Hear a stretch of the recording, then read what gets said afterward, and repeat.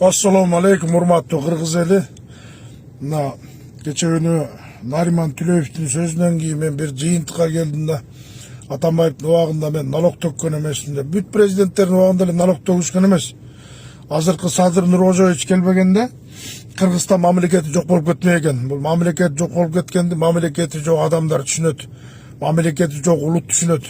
Ушундай мамлекетти сактап калышка мынакей Садыр Нуркожоевичтин салымы чоң. Кече күнү Санкт-Петербургда өткөн саммитте ошол жерде Владимир Владимирович Путин өзү сүйлөп атат, айтып атат. Кыргызстан ВВП боюнча чемпион деп атат. Мындай ички дүң продукция боюнча Кыргызстан алдыга кетти. Бул не деген билдирет? Бул Кыргызстан өзүп атат, бүт жагынан, бүт. Кече мен мал чарбасы боюнча сүйлөп айтып атам. Бүт жагынан Кыргызстан алдыда азыр. Стройка жүрүп атат. Өнүккөн мамлекетке башка жакта мигранттар өздөрү эле келет. Мына Кытайдан келип атат, бизге толуп кетти деп чычалап атабыз. Индиядан келип атат, Өзбекстандан келип атат, Бангладеш, Пакистан, башка мамлекеттерден да бизге аябай көп келип атат. Ушунун өзү эле бизди Кыргызстан өзү алдыга жылып атканы. Кудай буйруса, кийинки 5 жылдыкта Садыр Нуркожоевич президент боло турган болсо, Кыргызстан болуп көрбөгөндөй өнү-өзөрүн уже көзүбүз жетип калды. Эмне деген үйлөр салынып атат, үй жокту үйлүү кылып атат.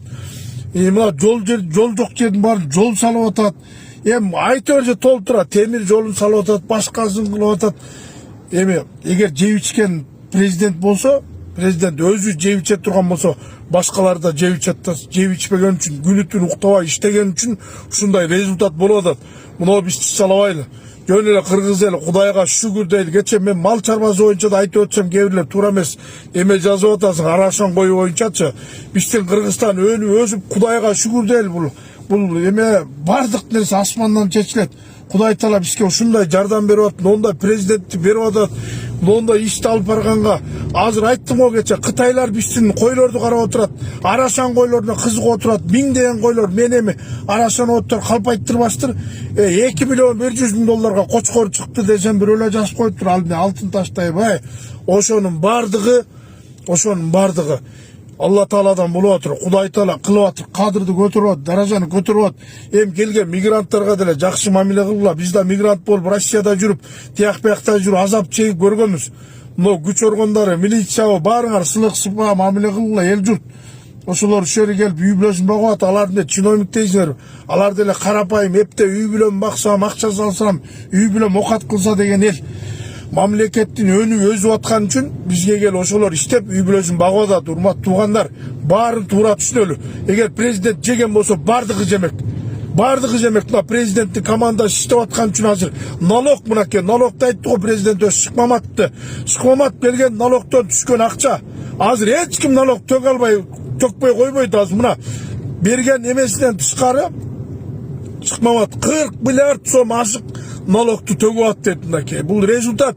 Мурда налогун жетекчилер жеп ичип талкалап, бүт чет мамлекет десеп кутургандан бүт дүйнөнү кыдырып эс алышчу экен да, бүт дүйнө жүзүнөн үй алышчу экен. Ошолордун бар мурда налогуйларын бар кустуруш керек, төлөтүш керек. Бул акмактар Кыргызстанды жок кылмак экен. Не дейсиз? Мондай президентибиз аман болсун, Садыр Нуркожоевич аман болсун. Командасы менен мына камчок Кыдыршайыч эмне кылды, канжыгага башын байлап койду, коррупционериңби, не деген мафия, не деген бандит, не деген чорныйлардын бардыгын мамлекетти чорныйлар башкарып калган. Чорныйлар жок болгондон баштап мамлекет өсүп баштады. Бардык жагын, бүт жагын туура кабыл алыш керек. Путин баа берип аткандай, значит биздин мамлекет алдыда туугандар. Эчтекени жаап жашыра албайбыз. Шибеген капка ката албагандай эле биз да момунда өсүп атканды капка ката албайбыз.